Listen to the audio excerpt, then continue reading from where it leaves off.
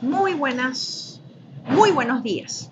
En el marco de esta actividad avalada por el Programa de Estudios Avanzados de la Universidad Nacional Experimental de los Llanos Ezequiel Zamora, Estación Guasdualito, el día de hoy vamos a hacer un foro chat orientado sobre un tema de bastante actualidad en el ámbito investigativo, como es lo relativo a los trastornos psicológicos que afectan el impulso de la investigación científica.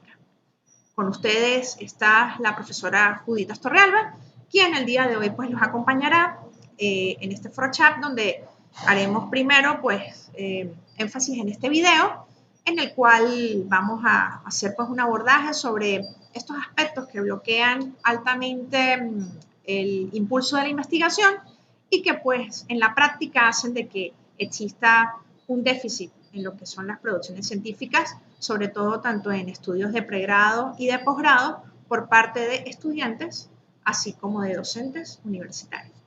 Debo destacar que, para los que no me conocen, soy abogada, egresada de la Universidad Católica del Táchira, licenciada en Educación Integral de la Universidad Pedagógica Experimental Libertador, soy especialista en Derecho Laboral, en Derecho Administrativo, de la Universidad Católica del Táchira, soy doctora en Ciencias del Derecho de la Universidad Central de Venezuela y con un postdoctorado en Filosofía de Investigación de la Universidad Latinoamericana y del Caribe. Entonces, y por supuesto, soy miembro del cuerpo docente de la Universidad Nacional Experimental de los Llanos Ezequiel Zamora. Por ello, el día de hoy los voy a acompañar en esta temática, en este marco de este ciclo de foros que vamos a seguir abordando en pro de buscar una mayor producción científica por parte de la Universidad Nacional Experimental de los Llanos Ezequiel Zamora.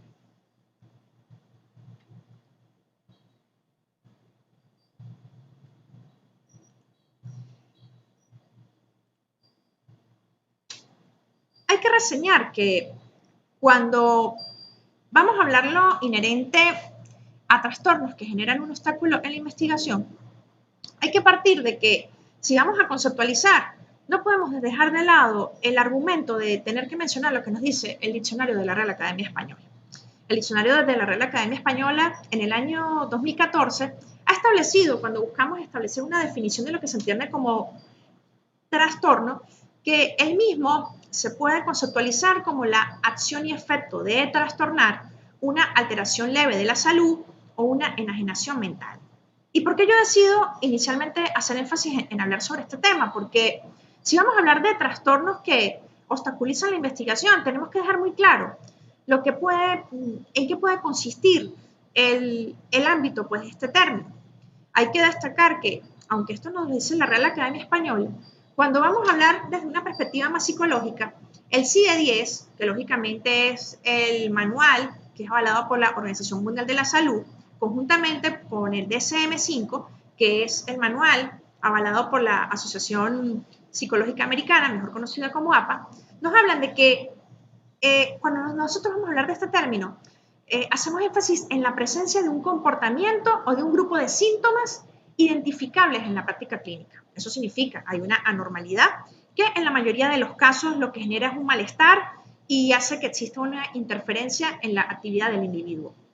No obstante, el DSM-5, yendo ya más a una perspectiva no solo de salud, no solo clínica, sino más psicológica, nos dice de que cuando nosotros vamos a hablar de un trastorno, es un síndrome caracterizado por una alteración clínicamente significativa del estado cognitivo, la regulación emocional o del comportamiento de un individuo que refleja una disfunción de los procesos psicológicos, biológicos o del desarrollo que subyacen en su función mental. ¿Qué significa esto? Que existe un bloqueo, existe una anormalidad que hace que sencillamente el cuerpo y el individuo, en este caso el hombre, no pueda cumplir a cabalidad con todas sus funciones o con todos sus sentidos cierta actuación. Algunos señalan de hablar de enfermedad, algunos señalan de hablar de otro tipo de término como es hablar de padecimiento, pero en esencia lo que se quiere avalar o lo que se quiere pues establecer es que en nombre de esta disfuncionalidad es que se pueden generar este tipo de obstáculos en el ámbito de la investigación. Debe reseñarse de que, como ya hemos definido qué es un trastorno, no podemos dejar de lado buscar una definición de lo que es investigación para poder entonces hacer el debido ensamblaje que nos permite analizar el alcance de lo que el término quiere construir.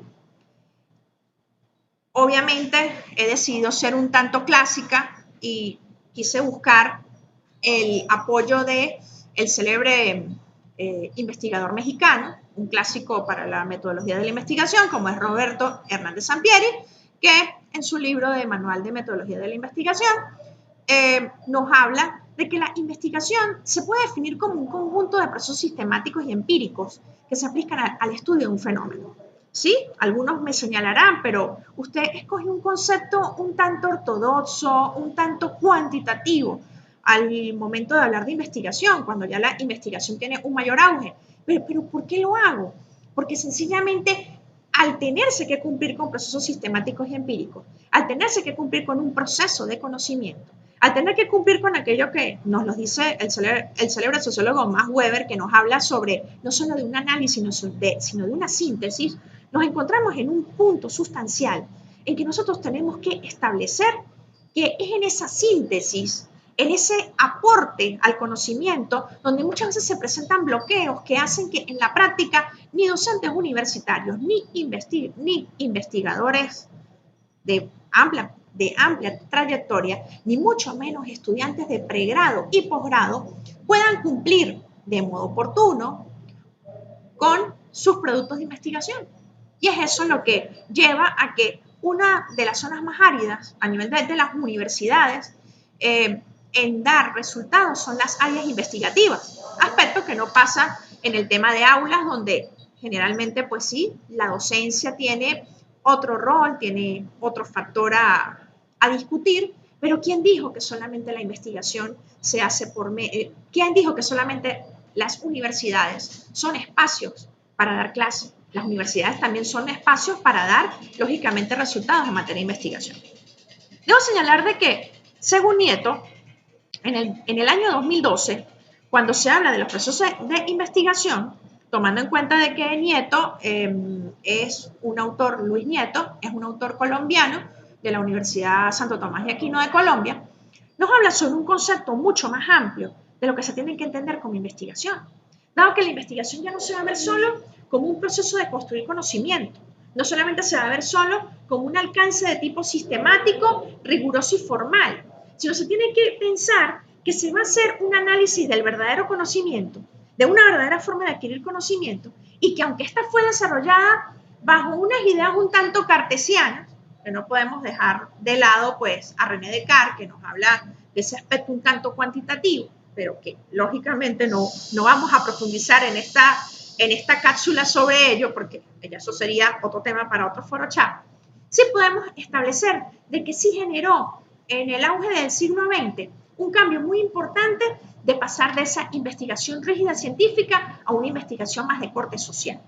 Pero aún así, haciendo auge en esa investigación rígida y científica, además de corte social, tenemos que establecer de que la investigación debe de ir más allá de un uso de técnicas o de instrumentos.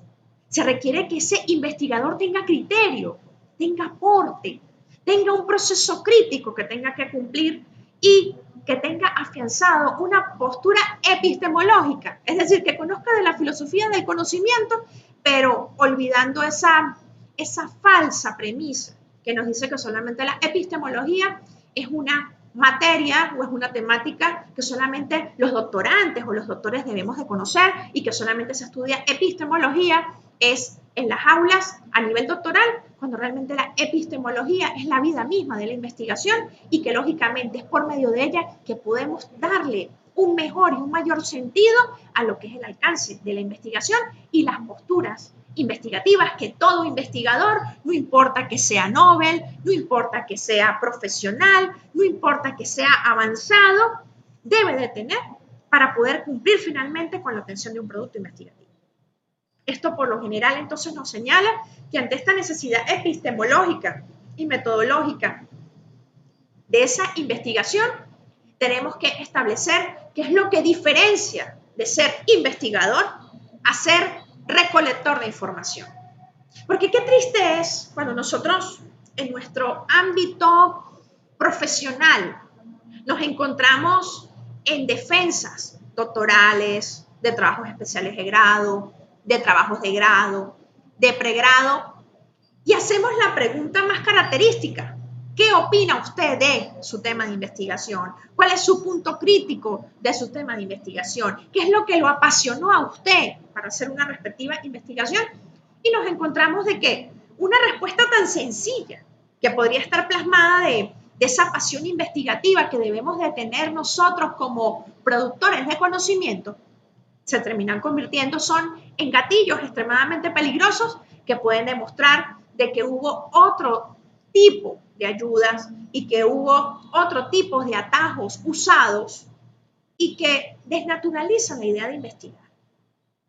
En este ForoChat queremos es buscar de una manera loable lograr un cambio de paradigma y que no se vea la investigación como un acto de flagelación. Al contrario, hay que ver a la investigación como un reto que nosotros como investigadores avanzados, nobles, intermedios, aquellos que hemos participado arbitrando, aquellos que hemos participado produciendo, aquellos que hemos formado revistas investigativas, semilleros, todos nosotros, porque este ForoChat ha sido hecho es para eso, para que sea un espacio o una instancia para que todos ustedes, sin importar el nivel de conocimiento en el que se encuentren, se apasionen por la investigación y no vean en ella un obstáculo para el logro de generar conocimiento y que no solamente se vea a la investigación como un mecanismo o una vía de ascender, de obtener un título, sino que se vea como un modo de vivir, como un modo de generar realmente fuentes y nuevas perspectivas que sean aplicadas al logro de lo que es la innovación, situación que en Venezuela se encuentra cercenada. Y no es cercenada desde un ámbito económico o desde un ámbito político, no, se encuentra cercenada desde un ámbito cultural y que este ámbito cultural lamentablemente va vinculado a esto, a una perspectiva psicológica y consecuencialmente sociológica. Hay que reseñar de que ya habiendo hecho este abreboca de hablar de lo que es la definición de trastorno y hablar sobre este abreboca de lo que fue la definición de investigación, partiendo de los autores que de modo anterior he mencionado. Según mi criterio, atendiendo a un concepto que estoy formando yo, cuando a mí me dicen, ¿cómo puedo definir estos trastornos psicológicos que afectan el impulso desde la investigación científica? Yo puedo señalar que estos mismos se pueden definir como síndromes, caracterizados por una alteración clínicamente significativa del estado cognitivo, es decir, el proceso de enseñanza-aprendizaje o el proceso de lograr hacer esa síntesis se queda coartado, donde la regulación emocional o el comportamiento de un individuo en el cual se afecta el proceso de construir conocimiento a partir del análisis sistemático. Riguroso, no logrando el aporte susceptible de socializarse para el desarrollo de la humanidad.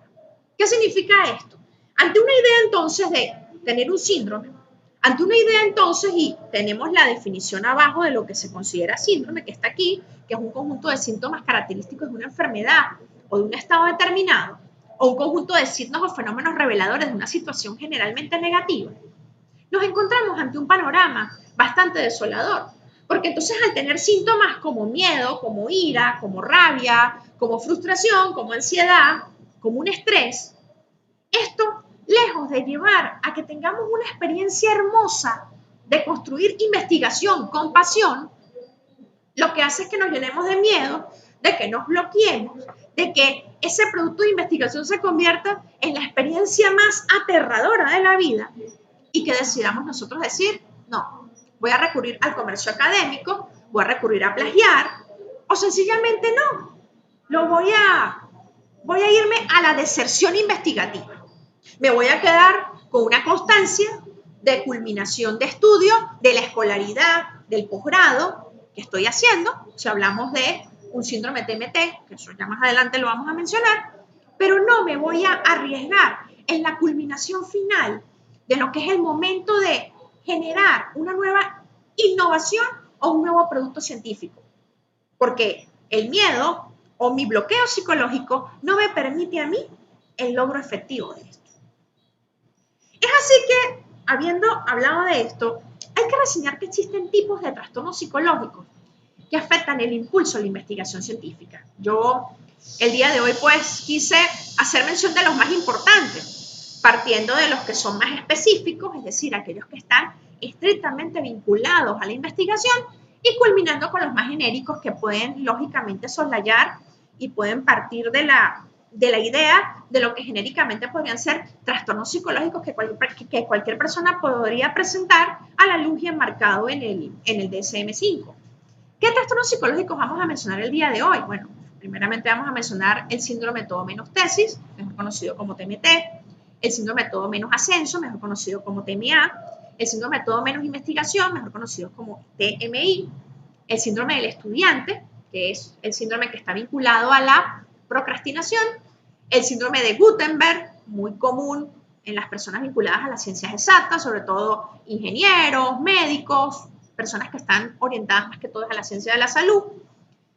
Y vamos a ir a lo más genérico. Vamos a hablar sobre la experiencia de ese estrés postraumático por la investigación, aquellas situaciones deshonrosas que tal vez en otro estudio tuvimos y que nos está generando pues un bloqueo en este nuevo estudio que estamos haciendo. La depresión investigativa, que es sencillamente sentir un bloqueo en el cual no consigues un aporte o una verdadera respuesta a aquello que tú decidiste plantearte al momento de iniciar una investigación.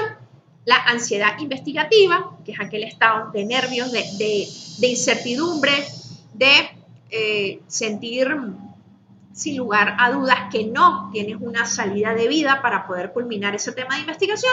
Y aunque no lo mencioné aquí, también existe pues otro tipo de reacción que no lo quise mencionar porque ya realmente pues ya eso es un caso extremo, más patológico, más vinculado a pues otras cosas, pero que también se presenta pues en la práctica, como es la ira investigativa, donde sencillamente es la rabia manifiesta, descontrolada del investigador que, como lo he sabido por algunas personas que han sido mis tutoriados, mis compañeros de trabajo, pues a lo largo pues de mi vida universitaria, han partido una computadora, han partido una laptop, han quemado las guías, es decir, le han dado un puño a la pared, pero de eso pues hablaremos un poco más adelante.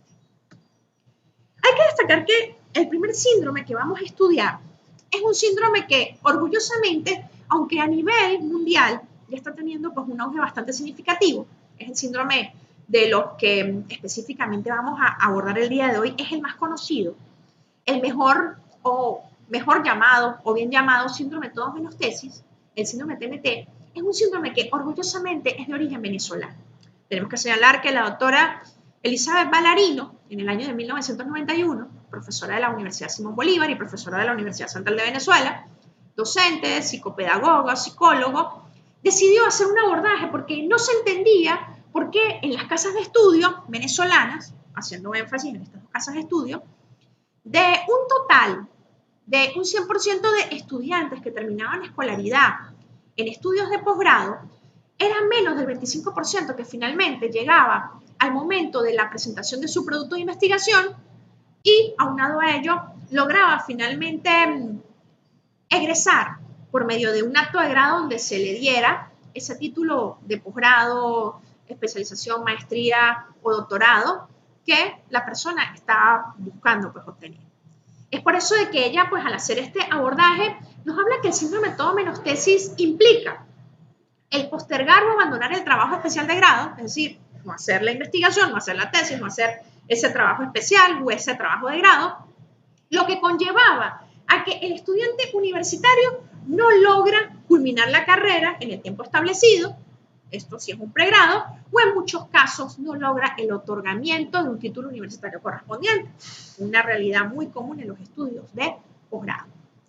¿Qué características tiene este síndrome todo menos tesis? Bueno, tiene aspectos fundamentales porque se limitan las capacidades analíticas y cinéticas de todo aquel que se adentre en los conocimientos del mundo, se le impide darle rienda al raciocinio y pues por supuesto al no tener esa iniciativa, esa motivación para poder realizar lógicamente la investigación, pues los nuevos hallazgos, las nuevas ideas, el nuevo esquema, el nuevo paradigma, pues lógicamente no vamos a nacer. Hay características fundamentales de este tipo de síntomas en el paciente que presenta síndrome de todo menos tesis. Una de estas es, sea el mismo tesista, o sea el mismo tutor, o sea el mismo profesor, es el sentimiento de frustración, de culpabilidad y de irresponsabilidad. Ay, fui irresponsable, ya metí 2 prórrogas, no he hecho como tal el trabajo, el tutor me manda correcciones, pero también pues, puede existir una abulia o una misantropía, es decir, puede existir esa desmotivación o ese desgano, no solo del estudiante, no solo de él, sino también del mismo tutor, porque también recordemos que en Venezuela la labor de ser tutor es una labor específicamente más de tipo vocacional, que lo que nos puede otorgar a la hora de la verdad el logro económico. Hay que reseñar de que para nadie es un secreto que pues el comercio académico, el uso de reciclaje de trabajos, el uso de otro tipo de cosas, pues puede generar aspectos más onerosos y mucho más dinero que sencillamente ser tutor, porque cuando uno es tutor, y quiero dejar esto muy claro para aquellas personas que me están viendo, y esto también va para los estudiantes, cuando uno es tutor en investigación, generalmente ser tutor es enseñar a pescar, es enseñar a pescar las ideas y es enseñar a que las ideas se concatenen. Y lamentablemente también estamos en una sociedad donde sencillamente como que eso también se considera como una satanización. Existe pues un egoísmo por parte pues del tutor, porque el tutor no quiere ser mentor, el tutor no quiere ser un coach de esa persona que está buscando obtener un objetivo, sino por el contrario quiere ser una persona cerrada, quiere ser una persona sencillamente hermética, no quiere generar su conocimiento, y esto también, aunado a los miedos, a los bloqueos que pueda tener el estudiante, puede generar que exista la proliferación de este síndrome todo menos tesis. Sobre el síndrome todo menos ascenso, que es el segundo síndrome que vamos a estudiar, también originario o ideado por la doctora Elizabeth Ballarino, de la Universidad Simón Bolívar y de la Universidad Central de Venezuela. Este síndrome también implica postergar y abandonar el trabajo de ascenso. Y la pregunta que yo me hago, ¿cuántas personas de la Universidad Nacional Experimental de los Llanos Ezequiel Zamora han presentado su trabajo de ascenso? ¿Cuántas personas de nuestro claustro universitario se preocupan del hecho de que ya pasó el número de años obligatorios para poder ascender y dicen, bueno, yo quiero sencillamente pasar de ser instructor a ser asistente, o de ser asistente a ser agregado, o de ser agregado a ser asociado, y finalmente llegar a ser titular, porque realmente esto para mi perfil profesional o para mi carrera es importante, porque no solamente la labor del docente, no solamente la labor de ese profesional universitario es impartir en un aula de clase de conocimiento, sino también es generar de su línea investigativa productos de investigación de calidad para que estos generen esa innovación. Porque recordemos que las universidades son lugares generadores de ideas. ¿Cuántas personas en las universidades realmente se preocupan de esto? ¿Cuántas personas en las universidades, y este síndrome va más que todo orientado a mis queridos colegas, a mis queridos compañeros de trabajo, profesores universitarios, cuántas personas de nosotros realmente le prestamos atención a ser puntuales, a ser oportunos en el hecho de que tenemos que ascender, porque es necesario para poder hacer investigación y para poder dar una mayor calidad a nuestros participantes como facilitadores? Podemos decir de que este síndrome también, al igual que el síndrome de todo menos tesis, implica el postergar o abandonar el trabajo de ascenso, lo que conlleva pues, a que el docente no se motive en buscar el impulso para el ascenso y que el facilitador solamente se circunscriba a su rol de impartir conocimientos a través de clases magistrales. Y ya esto también es una cosa que tenemos que dejar de lado. Ya la postura clásica, conductista de las clases magistrales se tiene que dejar de lado. Ya no solo tenemos que ser ponentes, ya no solo tenemos que ser grandes expositores, sino también tenemos que ser personas que tenemos que manejar otro tipo de herramientas que nos permitan de una u otra manera construir una nueva perspectiva del proceso enseñanza-aprendizaje.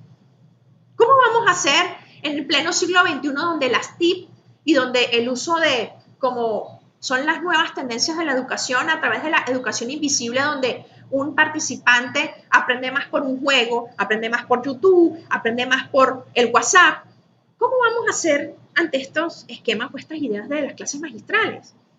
Entonces, fíjense, esta afección, porque lo es, como ya se mencionó, es muy endémica a nivel de las universidades, ya que ataca intrínsecamente a los profesores universitarios. Y uno se pregunta, pero, cónchale, mira, tengo tantos alumnos, realmente lo que me van a dar por el ascenso es pírrico, es poco. ¿De qué me sirve yo subir a otro escalafón si a la hora de la verdad eso no es significativo para uno? Hay que señalar de que pues, el enfermo, en este caso pues el docente, no siente ninguna necesidad ni mucho menos deseo de aprobar sus requerimientos académicos. Muchas veces no hay pues ese aliciente económico y al no haber ese prestigio personal, porque no importa, ni institucional o social, porque realmente pues en la práctica no es como en otras universidades en el mundo donde tener pues un nuevo rango permite ganar un mejor reconocimiento. Esto nos lleva pues a que no se quiera como instar a ir a buscar ese crecimiento personal porque no lo consideramos necesario ni mucho menos relevante. Sobre el síndrome todo menos investigación, también oriundo de la doctora Elizabeth Ballarino, pues podemos decir que es un conjunto de trastornos, impedimentos, obstáculos, sentimientos y conductas vividos por un estudiante o un profesional. Puede ser un docente universitario que cuando aborda la tarea de planificar, desarrollar o publicar un proyecto de investigación, ni siquiera le permite al estudiante presentar un posible tema ante la ambigüedad de dudas o en el momento de generar la temática a investigar, así como la línea que pueda ser aplicada. ¿Qué quiero decir yo con esto? Veo a mis compañeros de universidad, como muchas veces dicen, es que yo me baso en la experiencia.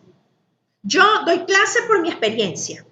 Yo sencillamente lo que aprendí, y esto va más que todo para personas como, y somos colegas, somos de este punto, abogados, contadores, ingenieros, médicos, donde sencillamente conforman sus clases magistrales basándose en la experiencia, pero no hacen nada de investigación. No hacen investigación porque dicen que no entienden para qué un planteamiento del problema, o para qué una perspectiva de realidad, o para qué hacer una caracterización, porque la metodología no va con ellos. Pero es que esto no es un tema de metodología, esto es un tema de cultura investigativa, porque si tú eres profesor universitario, vas a tener que lidiar con el camino que vas a tener que ir haciendo productos científicos a lo largo de todo ese amplio recorrido que dentro del alma mater tú vas a hacer. Esto nos lleva, así como lo dice la doctora Elizabeth Ballarino, que este tipo de síndrome no solo se presenta en fases finales de investigaciones, sino que es la primera causa de deserción de estudios superiores. Bueno, ¿qué les puedo yo contar de mi experiencia? De mi experiencia les puedo contar de que han pasado situaciones donde personas que tienen muchísima experiencia, son muy empíricos y son muy pragmáticos en el ejercicio de su profesión, se les manda a hacer o se les asigna a hacer en una primera actividad de una materia como el seminario de investigación, mira, arma para la próxima clase unos posibles temas o un posible título. ¿Y qué nos encontramos? Nos encontramos que recurren a buscar una persona, que muchas veces la persona ni siquiera es profesional de la materia del cual están haciendo el posgrado. Nos podemos encontrar ante un tema de que sencillamente las personas desertan, deciden no continuar porque dicen, no, realmente lo que yo quería obtener de este estudio superior era el conocimiento, ya lo tuve, pero no me voy a enfrentar a un tema de un trabajo de grado porque me da mucho miedo, porque no puedo mostrar mis costuras, porque yo soy una persona que tengo una trayectoria profesional brillante.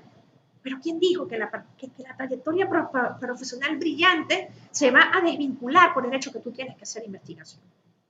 Eso es uno de los principales focos de proliferación por el cual encontramos comercio académico, plagios, reciclaje de investigaciones y encontramos deserción investigativa porque el punto radica es que ante este tipo de sentimientos donde no tengo la capacidad de hacer un planteamiento, donde no tengo la capacidad de construir unos objetivos, unos propósitos, donde no tengo la capacidad de saber, consultando las líneas investigativas de un alma mater a donde yo estudie, qué tipo de temáticas son susceptibles a que puedan servir para poder dar un aporte innovador de conocimiento, conlleva a que esto es peor que todo lo anterior, porque esto no es dejar de lado el trabajo de ascenso, esto no es dejar de lado la tesis que nunca la presenté, sino esto es sencillamente colgar los guantes con la investigación y decir, no voy a investigar y voy a seguir en mi campo o en mi ámbito de investigación nulo,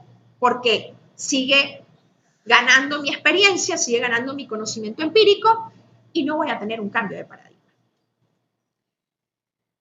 Continuando con esto, ya dejando pues un poco de lado a Judith Ballarino, a Elizabeth Ballarino, perdón, tenemos que hablar de un síndrome que, bueno, este es el pan nuestro de todos los días. Y este sí va dedicado a los estudiantes, sean de pregrado, sean de posgrado, sean de cualquier nivel. Y es el síndrome del estudiante. Síndrome del estudiante de Eliyahu Goldratt. Síndrome que, para los que han sido mis alumnos y me conocen, les digo, muchachos, no apliquen síndrome del estudiante, por favor, no procrastinen, no dejen las cosas para el último día.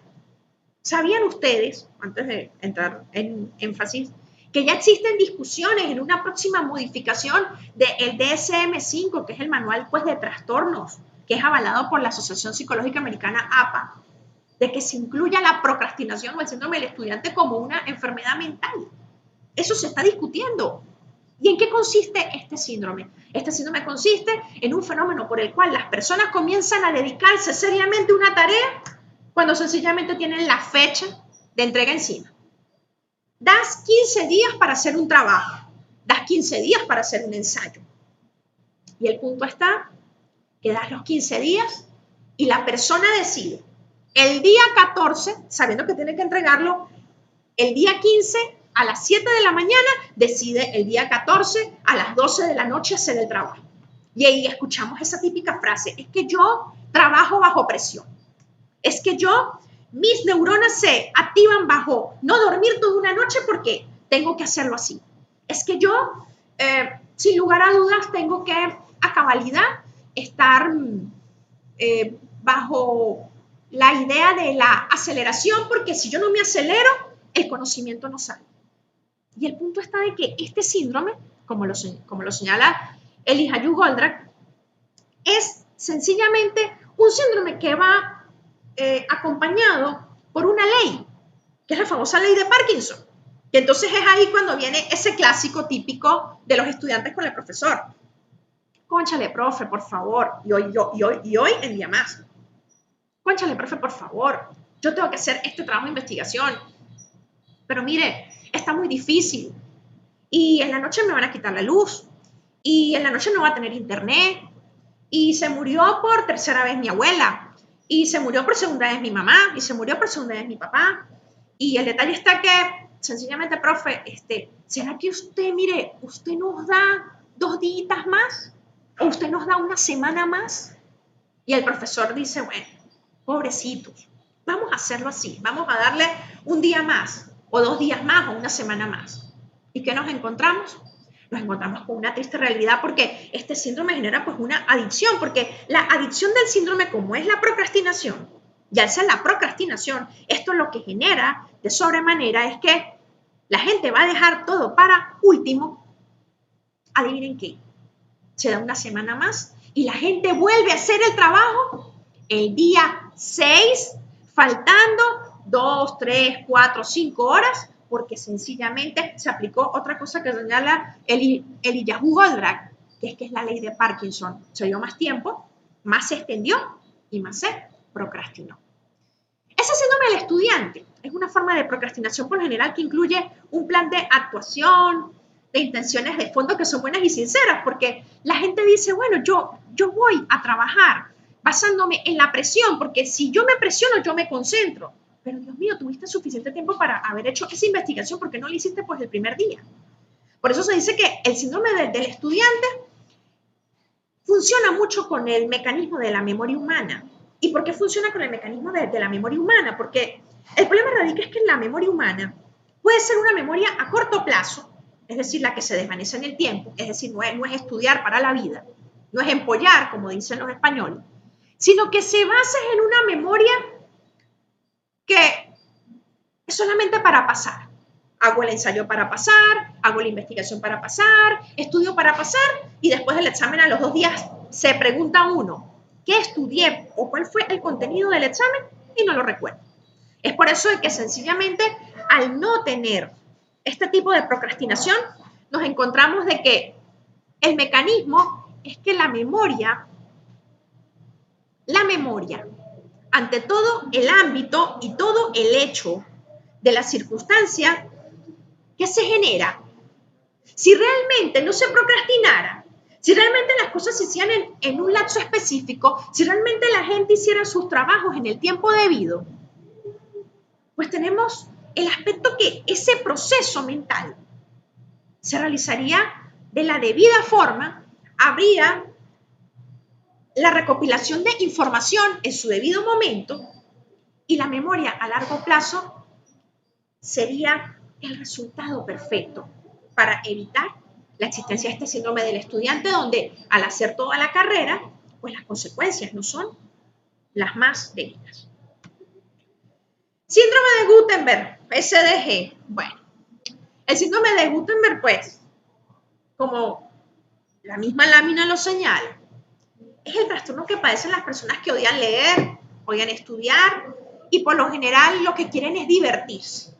Generalmente recordemos que Gutenberg, y por eso es su nombre de este síndrome, fue un herrero alemán que trabajaba para el obispado, pero también inventó la imprenta y fue nombrado por el A&E Network por su mejor obra, la Biblia de Gutenberg. ¿Por qué se llama el síndrome de Gutenberg? Hay un libro que se llama El llamado mal de Gutenberg, como un aspecto sarcástico, donde se dice que Gutenberg es considerado el padre de la letra impresa y que a la gente no gustarle el hecho de leer o de escribir o de plasmar sus ideas, pues lógicamente estamos en presencia de este síndrome de Gutenberg porque es el mal de Gutenberg. Si Gutenberg creó la imprenta y se presenta esto, pues en tono sarcástico y triste, si no queremos leer ni escribir, pues imagínense ustedes. ¿Cuáles son las características de este trastorno a nivel de la investigación? Bueno, ¿qué les puedo decir de experiencia? De experiencia que he dado clase pues, en universidades con cátedras de ingeniería, a nivel de posgrado, de maestría, de doctorado. Terrible. Los médicos, los ingenieros, generalmente son duros, son difíciles para que decidan plasmar sus ideas. No tienen facilidad y ojo, no lo estoy diciendo desde un punto de vista general, porque toda regla tiene su excepción, pero en la mayoría de casos, muchas veces las producciones científicas de ingenieros, de médicos, de personas que no están vinculadas al ámbito de las ciencias humanas, al ámbito de tener que trabajar con la escritura, pues generan también experiencias un tanto traumáticas que van acompañadas de otros síndromes que ya hemos mencionado, como el TMT, el TMI o el TMA. Por lo tanto, esto ha conllevado a que en la práctica la deserción en facultades como las de ingeniería, sobre todo a nivel de posgrado, sea altísima. Realmente deberíamos de hacer un sondeo. ¿Cuántas personas de facultades de ingeniería realmente egresan? ¿Cuántos trabajos de ingeniería no se terminan volviendo trabajos uniformes, donde sencillamente los aspectos innovadores son pocos, porque se terminan haciendo prácticamente trabajos marcos porque la excusa del tutor ingeniero y la excusa del investigador en ingeniería, y no hablo de todos, sino de un sector bastante amplio, es el hecho de que dicen, bueno, pero es que realmente nosotros, nuestro fuerte no es la redacción. Sí, en efecto, tal vez en la ingeniería el fuerte no es la redacción, pero tenemos que recordar la existencia de este mal de Gutenberg. Ya entrando en lo que serían los trastornos genéricos, basados en lo que sería pues el perfil psicológico que puede caracterizar pues al investigador. Primeramente tenemos que mencionar al trastorno de estrés postraumático. Sobre el trastorno de estrés postraumático podemos decir que es una enfermedad de salud mental desencadenada por una situación aterradora, ya sea que la haya experimentado o presenciado. De mi experiencia profesional como tutora, como jurado, como investigadora, como profesora de, como se llame la materia según la universidad, seminario, metodología de la investigación, proyecto 1, proyecto 2, en fin, como decida llamarse. Tenemos el aspecto que ese trastorno de estrés postraumático se presenta mucho ante situaciones bochornosas en donde estuvo vinculada a la investigación. Es ese miedo manifiesto, es ese terror en los ojos, es esa circunstancia donde se revive la angustia de me aplazaron el trabajo de investigación, donde se percibe la angustia de en la defensa de mi trabajo de grado de maestría fui altamente atacado y humillado porque hubo una falla, hubo un aspecto que no supe defender y fui reprobado. Fui víctima de plagio. Compré un trabajo reciclado y realmente fue bochornoso porque me aplazaron el trabajo y aparte de eso, en algunas universidades establecen sanciones administrativas que te permiten durante un tiempo no poderte reincorporar a la universidad para poder culminar porque hubo la existencia de un plagio. En fin, todo este tipo de situaciones generan también de que al existir el fracaso, al existir el aspecto de que una persona fue reprobada o fue catalogada de plagio, se genere este estrés de volver a enfrentar en otro posgrado o en otra universidad esta misma situación. Esto, por lo tanto, también genera un bloqueo que, de cierto modo, hace que el estudiante o el docente sienta pánico ante el riesgo de vivir nuevamente la situación. Entonces, también tiene que ser un aspecto que tiene que ser manejado y tiene que ser tratado porque ese estrés postraumático, esa experiencia terrible que tuvimos en el pregrado o que tuvimos en un primer posgrado que hicimos, también tiene que desaparecer. Sobre la depresión investigativa, tenemos que señalar, muy típica, y aquí quiero dar un saludo muy especial a los doctorantes. Eso es una cosa terrible, es una situación bastante complicada. Me acuerdo que tuve momentos de oscuridad en mi doctorado, tuve momentos de colgar los guantes, tuve momentos de no querer continuar porque uno va a un túnel y por eso la imagen, estoy en un túnel. La depresión investigativa se puede definir como el hecho de sentirse triste, melancólico, infeliz, derrumbado, abatido. ¿Qué estoy haciendo? Esa típica situación en la cual empecé a hacer un trabajo investigativo que era una novedad y el problema fue que, voilà, o como dijo Nicolás Copérnico, eureka. El tema en un abrir y cerrar de ojos perdió vigencia. O sencillamente cambiaron los criterios. O sencillamente se volvió como, eso es que uno llama pues en ciertas universidades los temas vedette. ¿Y qué son los temas vedette? Son esas líneas de investigación que en 1 o 2 años todo el mundo agarra y todo el mundo hace un trabajo de eso y cuando vimos, como caímos en esta depresión investigativa, aquello en lo que fuimos nosotros pioneros, 2 años después que salimos de la depresión, nos damos cuenta que existen 38 trabajos que muchos se inspiraron en lo primero que tú investigaste, pero que lamentablemente esas personas egresaron y tú no egresaste.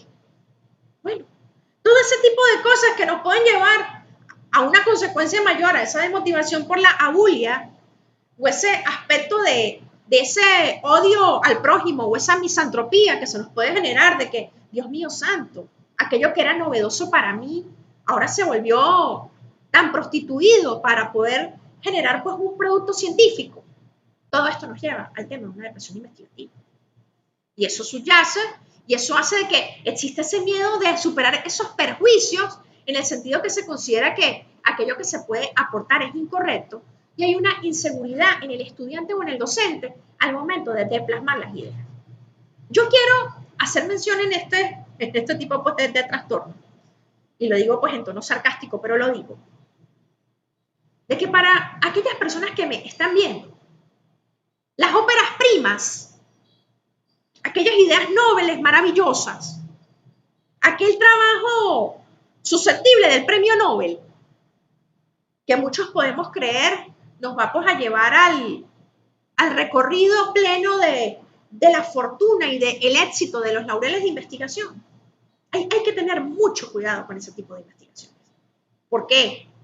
Porque sencillamente ese tipo de investigaciones en la práctica, al ser a veces tan ambiciosas, al ser a veces tan ideales, al ser a veces tan, sin lugar a dudas, magnánimas, lo que generan en todo momento es el hecho que se terminen en volver inalcanzables porque la bibliografía no es suficiente, porque los criterios son un tanto inconsistentes y son de esos aspectos, y esto sobre todo va para las personas que deciden hacer doctorados y postdoctorados, que tengan mucho cuidado.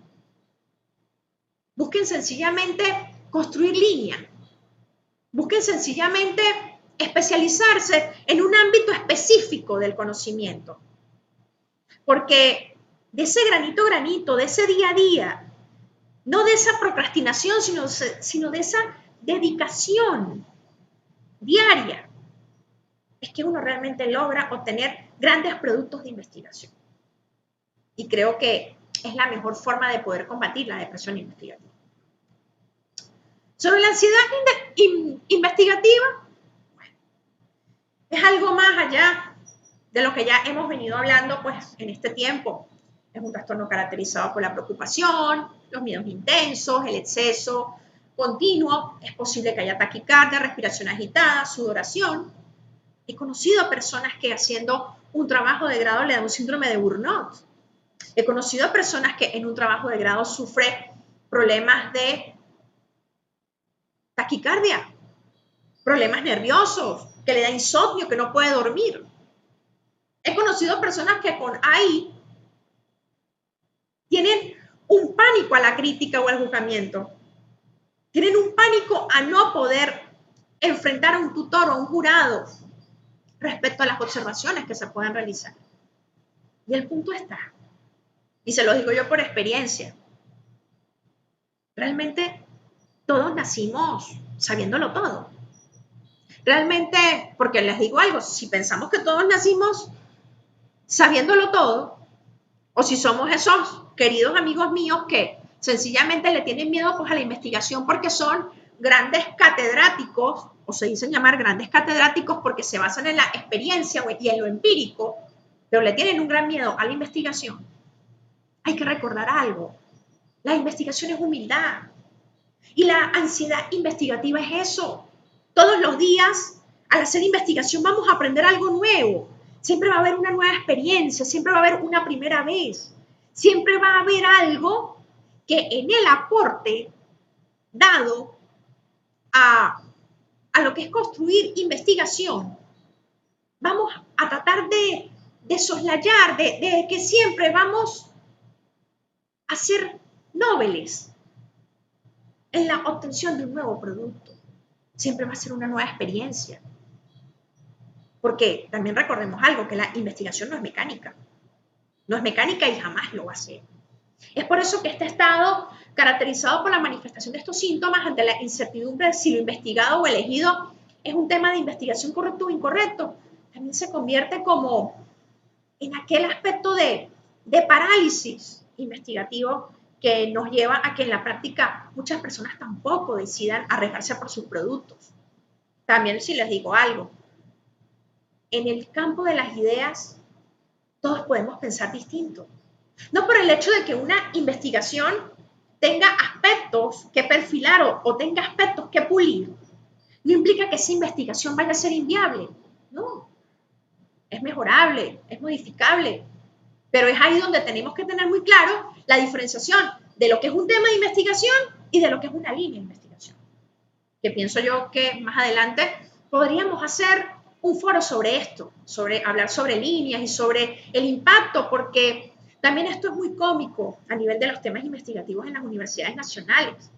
Somos profesores de casas de estudios y realmente conocemos las líneas, realmente conocemos cuáles son las coordenadas investigativas bajo las cuales nuestras casas de estudio, nuestras almas mater quieren girar.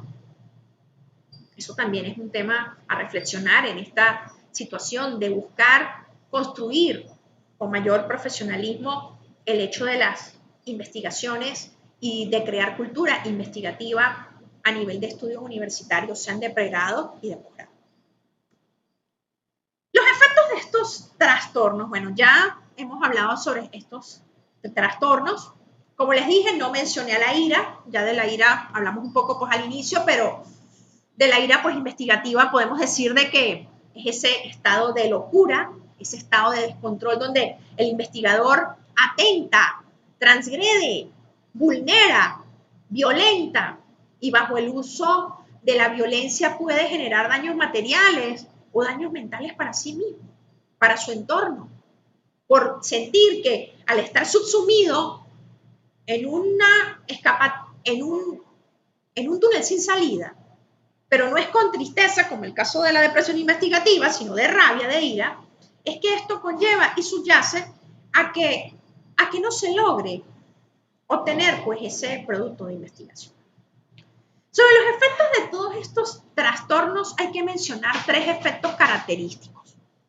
Primero, pues la condición psicológica del individuo se altera, se ofusca, genera un sentimiento de culpa, porque está el ámbito económico, no me dará dinero, sí me dará dinero, ya que al no obtenerse el grado universitario, el posgrado o el escalafón en la universidad o el escalafón profesoral, los ingresos económicos de tesistas o de profesores se quedan estancados, pero también pareciera de que como que a unos sí les frustra esto, pero a otros no.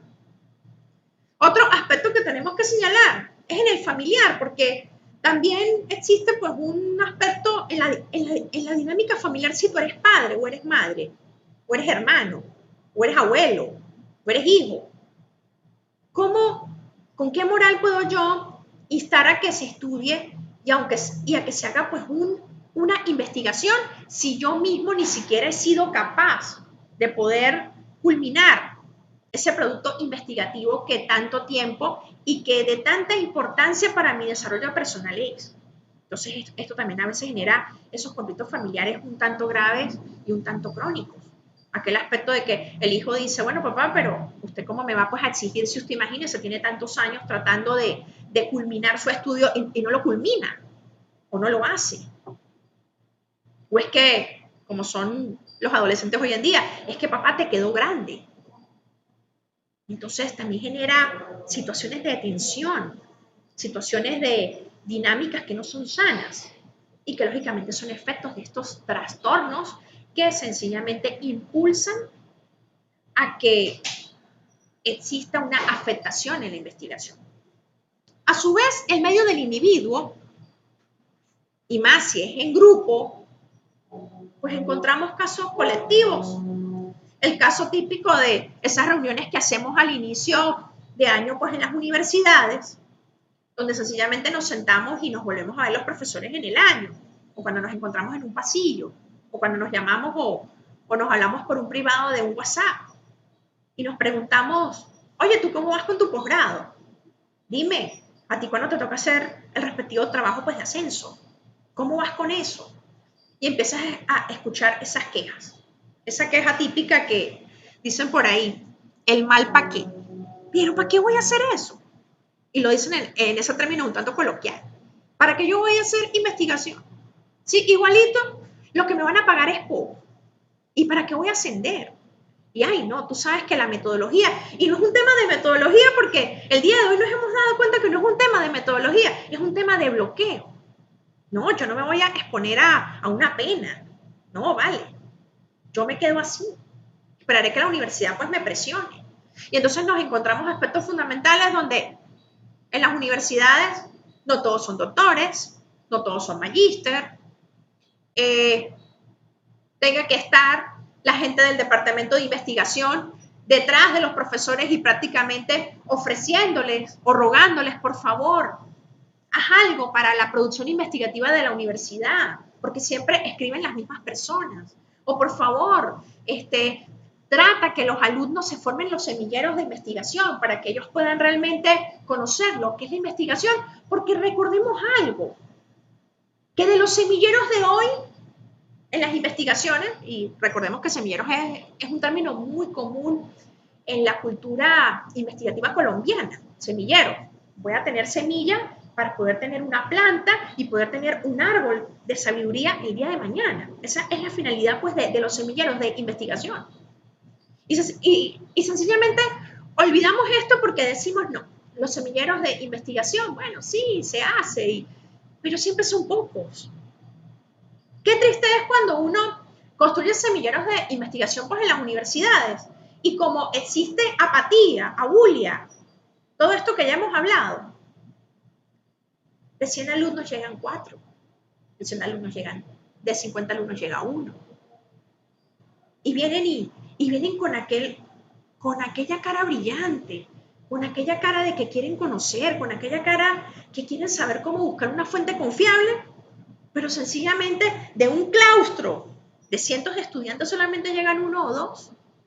Entonces es ahí donde ya también nos encontramos con aquello que se dice que es que la investigación es excluyente.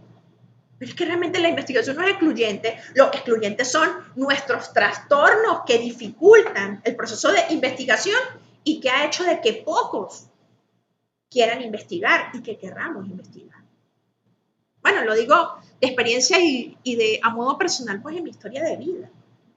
Siempre hemos sido un grupo de pocos y lo más cómico a veces es que en el país a veces somos tan pocos que esos pocos muchas veces con los dedos de las manos nos podemos contar y nos podemos sentar y nos podemos comunicar en torno a un tema en específico. Cuando realmente la investigación tendría que ser algo más. Y que, sin lugar a dudas, fuera investigación tras investigación y que fuera como una gran gincana donde todos los profesores, todos los alumnos quisieran investigar, queriendo decir, voy a dar más calidad, más calidad, más calidad, porque el producto final es lo que va a generar innovación para mi alma mater, o innovación para mi país, o innovación para la sociedad. Sobre esta perspectiva epidemiológica, y ustedes dirán por qué lo tomo desde un punto de vista de salud, porque es que esto es un problema de salud, esto es un problema psicosocial que tenemos. Estos obstáculos investigativos están presentes en todas las almas mater del país, están presentes en todas las casas de estudio, a nivel de pregrado y de posgrado. Y encontramos sencillamente de que es endémico pues, en zonas urbanas, ataca solamente a estudiantes universitarios de pre y posgrado y a los profesores universitarios, pero no tenemos estadísticas de cuánto cambiaron de tema, de tutores, de lugar de trabajo si lo están haciendo de campo, de metodología, si deciden usar un enfoque multimétodo, un enfoque cuantitativo, un enfoque cualitativo, un enfoque, qué tipo de enfoque vayan a usar, pero en la final tampoco ni siquiera sabemos cuántos terminan o no pues el trabajo. Qué triste es saber que hay personas que han pedido prórroga tras prórroga tras prórroga y nunca terminan. Nunca terminan porque realmente no lo ven necesario. Y es ahí donde está lo grave. Tenemos una sociedad enferma de obstáculos investigativos que hacen que no hayan productos de investigación y se los he demostrado pues el día de hoy.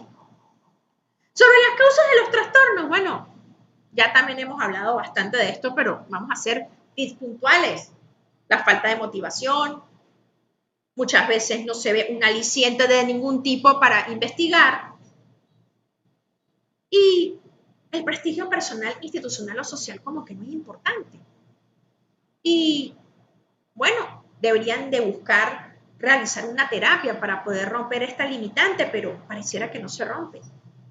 Algunos dicen que la investigación científica solo es para genios, y esto es una gran mentira, porque debemos de recordar algo, que en todo hay investigación. Hasta para hacer una limonada tenemos un proceso y hay investigación, hay una necesidad, hay un problema, hay un objetivo, hay una justificación. La investigación se vive. La investigación científica está en todos los ámbitos de la vida. El problema está de que si no vemos la investigación o no vivimos la investigación, sino solamente pensamos que la investigación es para grandes genios y sabios, pues lógicamente no vamos a hacer producto de investigación. Y se nos olvida algo, es que esos grandes genios y sabios y eruditos no fueron alguna vez estudiantes nobles como nosotros. ¿O es que realmente nunca nos hemos puesto a pensar qué hubiera sucedido si Mozart hubiera decidido ser ingeniero? Pues hubiera pasado los mismos problemas de investigación, porque ya no estaba en su ámbito de genio, sino que era una persona sencillamente que iba a iniciar un proceso de conocimiento. Es por eso de que ante esas ideas de que no tengo temas interesantes, no son temas actuales, no es un tema original, el tutor me está acejando que me vaya por aquí, pero eso no me gusta. Eso también es muy importante con respecto pues, a los tutores, que no podemos cortarle las alas a nuestros estudiantes, porque de lo contrario nos encontramos con investigaciones aburridas, fastidiosas, simples o tediosas, y eso no deja nada a nadie. Porque ¿de qué sirve solamente hacer una investigación que a la hora del test se convierta en una pesadilla para el participante porque no le gusta? Y es ahí donde tenemos que tener esto. Sobre la terapia para todo esto, creo que primero y principal hay que elegir un buen tutor. Yo digo que elegir un buen tutor es como cuando uno elige un buen novio, porque se genera una gran relación. Tiene que haber una labor de mentoría, tiene que haber empatía, tiene que haber comunicación, tiene que haber el aspecto de que esa reunión con el tutor se convierta en una situación fraternal, de apoyo, de ayuda. Porque hay una cosa que sí es cierta, tanto el estudiante o el participante aprende del tutor, como el tutor aprende del participante. Porque no es del todo falso que en el proceso de conocimiento nos encontramos en una horizontalidad. Miren, les puedo decir que de experiencias investigativas que he tenido, he aprendido de muchas cosas. He aprendido sobre nuevos tipos de droga, he aprendido sobre sencillamente nuevas APP que existen en materia de informática. He aprendido, más aún, hubo estudiantes, una vez tuve pues una experiencia de un estudiante que hasta me enseñó cómo era todo el funcionamiento completo de una empresa pues de blindados. Y eso yo no lo conocía. Porque eso es la investigación. Eso también es una labor importante y que de esto tú generes la semilla. Publica un libro, haz un artículo, difunde, especialízate más, monta un blog, monta un canal de YouTube. Da tus conocimientos porque el conocimiento es libre y porque es necesario, porque aquello que hoy para ti es una idea, mañana puede ser un paradigma y pasado mañana puede ser una teoría. ¿Y quién dice que no? El impulso de esto. Pero si vemos que nuestros miedos son terribles, tenemos miedo, tenemos ira, tenemos rabia, y que existen emociones encontradas por la realización de una tesis, de un trabajo de ascenso, de una investigación, tenemos procrastinación y que es incontrolable, habrá que buscar ayuda, habrá que buscar un psicólogo, a un orientador, en su defecto, y que éste haga un cabal seguimiento de los avances que un profesor universitario o el estudiante, de acuerdo al tipo de sujeto que sea vinculado, necesite para poder canalizar el logro de su producto de investigación de una manera ética y aunado de eso obteniendo un resultado. Porque les digo algo, puede ser que sencillamente sea más fácil comprar el pescado e ir al comercio académico.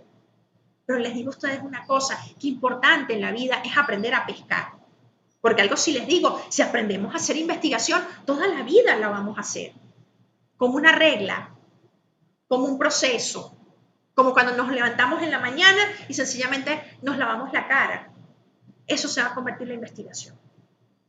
Y lógicamente, tratar de no recaer en ese comercio académico o en ese esquema de trabajos reciclados de otras universidades susceptibles a plagio, porque de verdad esto cercena innovación y aparte que cercena innovación, nos deja construir ese debate de ideas que no solamente necesita el profesor o facilitador, el estudiante, el participante, la universidad, el claustro, la sociedad, el país, porque es de eso que se observan cambios importantes en la sociedad.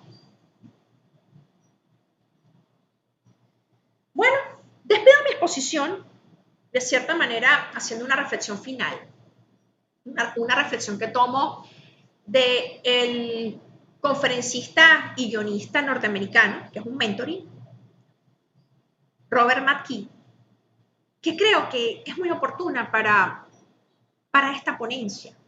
Y dice lo siguiente: investiga, alimenta tu talento.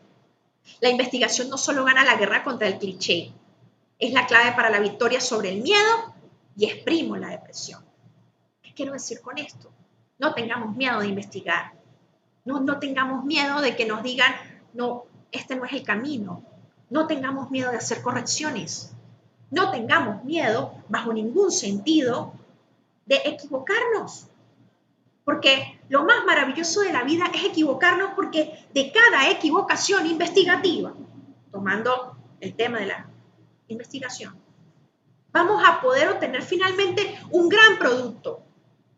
Y se los digo, es de esas experiencias y dejando de lado todos estos tipos de trastornos que vamos, aparte de ser mejores personas, vamos a dejar aportes grandes, importantes y útiles a la universidad, primeramente a nosotros mismos y lógicamente a la sociedad y al mundo que nos rodea.